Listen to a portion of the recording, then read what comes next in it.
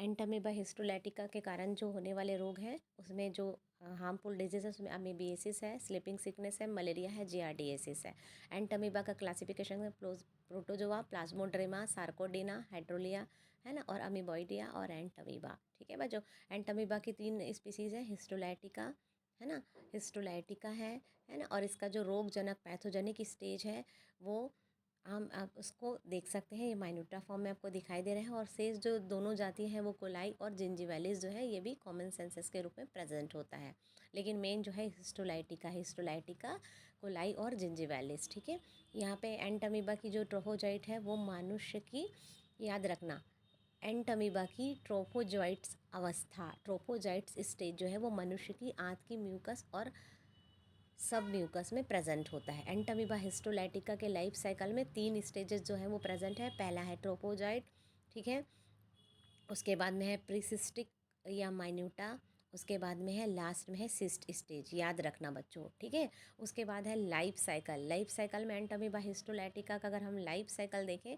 तो ये परजीवी की संक्रमित अवस्था है ना, जिसको हम क्या बोलते हैं, परिपक्व चतुर्थ केंद्र की पुट्टी अवस्था या क्वाड्रीन्यूक्लिएट सिस्ट, है ना। क्वाड्रीन्यूक्लिएट सिस्ट मतलब 4 यहाँ पे न्यूक्लियस का फॉर्मेशन बंद होता है, और ये जो सिस्ट है वो कंटेमिनेटेड फूड और वाटर के साथ में व्यक्ति के द्वारा अगर गलती से निगल लिया जाता है तो मनुष्य के एलिमेंट्री कैनाल में इसका डेवलपमेंट होता है।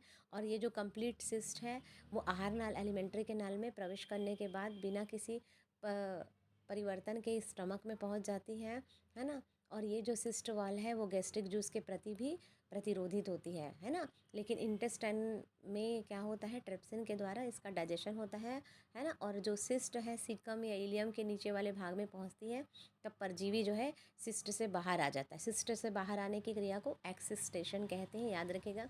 इस विधि के अंतर्गत कोशिका द्रवीकाएँ, है ना, साइटोप्लाज्मिक जो बॉडी है वो संकुचित होकर सिस्ट से अलग हो जाती है, निकल जाती है, और अत्यधिक रूप से अमीबॉइड मूवमेंट के कारण एक छिद्र जो होल है सिस्ट से, वहाँ से एक कोशिका द्रव्य का कुछ भाग और कुछ समय के पश्चात तो कोशिका द्रव्य का संपूर्ण भाग पुटी से सिस्ट से बाहर आ जाता है।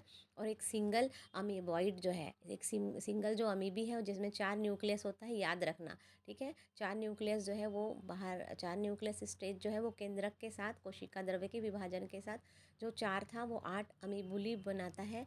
और शिशु अमीबुली जो है बहुत ज़्यादा मोटाइल और एक्टिव होता है, जो कि टिश्यू पे अटैक करता है और आहार नाल की आंत की सब म्यूकोसा पर आक्रमण करता है और यहाँ पे ग्रोथ करता है ना। और यहाँ पे बाइनरी फिजन के थ्रू मल्टीप्लाई होते रहता है और परजीवी की ट्रोफोजोइट अवस्था अमीबिएसिस के लक्षणों को उत्पन्न करती है। इस पॉइंट को जरूर याद रखना, परजीवी की ट्रोफोजोइट स्टेज जो है अमीबिएसिस लक्षणों को उत्पन्न करती है। वृद्धि के समय एंटामीबा हिस्टोलाइटिका हिस्टोलाइसिन नामक प्रोटियोलाइटिक फर्मेंट्स को स्राव करता है, सिक्रेट करता है, जो टिश्यू की हानि करता है ना। इसके कारण टिश्यू को हानि होती है और परजीवी को ऊतकों को जो पोषण प्राप्त करने में ये हेल्प करता है, लेकिन टिश्यू के लिए लॉस है ना। तो आक्रमण करने वाले जो अमीबी हैं धीरे धीरे डेड टिश्यू को हटाकर स्वस्थ की ओर प्रवास करता है। इस कारण अमीबा हिस्टोलैटिका का जो ट्रोफोजोइट्स है वो इलियम सीकम की भित्ति के अंदर इधर उधर घूम करके गहरे जो इस तरह वहाँ पे प्रवेश करता है, और कभी कभी ये पोर्टल वैन में भी प्रवेश कर जाता है और लीवर में भी प्रवेश कर जाता है, जिसके कारण इसका आगे का विकास रुक जाता है और यकृत में ये ट्रॉफिक फॉर्म में कुछ समय तक वृद्धि करता है, गुणन करता है, लेकिन इंसिस्टेशन नहीं होता है और जैविक दृष्टि से परजीवी जो है यकृत में ही अंतिम मृतावस्था के लिए पहुंचता है। ठीक है, तो आप ये लाइफ साइकिल को ध्यान से देखिए बच्चों, ये एंटामीबा हिस्टोलैटिका का लाइफ साइकिल है जिसको मैं डिस्क्राइब कर रही हूँ, है ना। आप ध्यान से देखना, देखो इंसिस्टेशन समझना, इंसिस्टेशन में सिस्ट से ये बाहर आ गया है, सिस्ट से बाहर आया है तब इसके पास न्यूक्लियस की संख्या कितनी थी, 4 थी। ठीक है, उसके बाद आगे चलकर यहाँ पे मल्टीपल फिजन होगा, है ना, और ये अपने नंबर ऑफ न्यूक्लियस को यहाँ पे बढ़ाता जाएगा। ठीक है, फिर इंडिस्टर आरबीसी जो है वहाँ पे भी अटैक करना शुरू करेगा। और न्यूक्लियस आपको दिख रहा है, सेंटर में न्यूक्लियस है, एंडोप्लाज्म है, एक्टोप्लाज्म है ना, प्लाज्मा लेमा है, स्यूडोपोडिया है। देखिए बाइनरी फिजन कर रहा है, 1 से 2 अमीबी का फॉर्मेशन कर रहा है।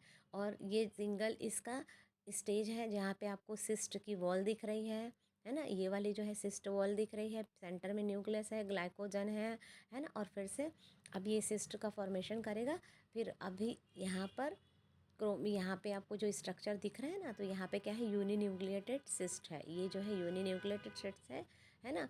और ये क्या है, बाई न्यूक्लिएटेड सिस्ट है। अभी देखो यहाँ पे ये ध्यान देना, ये यूनी है, यूनी मतलब सिंगल, बाई मतलब दो, ये देखो है ना। और यहाँ पर आपको दिख रहा है कि ये जो है ये टोटल 4 हो गया है, 2 से 4 हो गया है, क्योंकि बाइनरी फिजन होता है।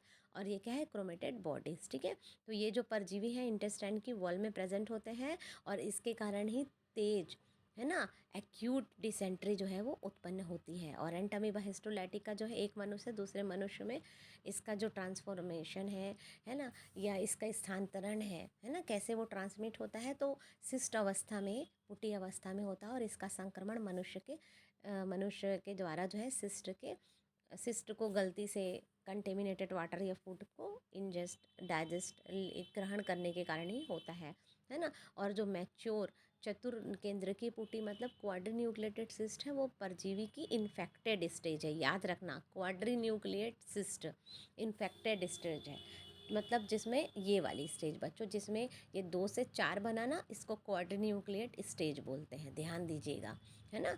जो कि कंटेमिनेटेड वाटर, वेजिटेबल या फूड के इन्फेक्शन के कारण होता है ना।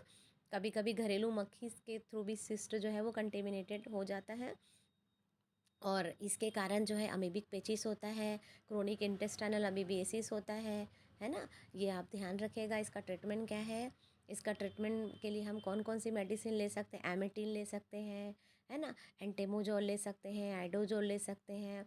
और ये लीवर और लंग्स में भी हार्मफुल होता है, तब हम लेते हैं अमीनोक्विनोलिन, है ना, और क्लोरोक्विन ले सकते हैं। प्रिकॉशन के लिए ध्यान दीजिए, शुद्ध और स्वच्छ पानी पीना चाहिए, गंदी वस्तुओं जो है, और हाथ को हमेशा हैंड वॉश करना चाहिए खुले में, और खुले मैदानों और सब्जियों के खेतों में वेस्ट जो है वो आपको नहीं रिलीज़ करना चाहिए, है ना। और इनके उपयोग में लाने के पहले जो सब्जियां हैं उनको पोटेशियम परमैंगनेट से, फल वगैरह को अच्छे से वॉश करना चाहिए, नेल्स को कट करना चाहिए, है ना। और खाने की वस्तु को हमेशा ढक कर रखना चाहिए, पीने के पानी जो है उसका शुद्धिकरण करना चाहिए। ठीक है बच्चों, ऑल द बेस्ट, अच्छे से पढ़िएगा।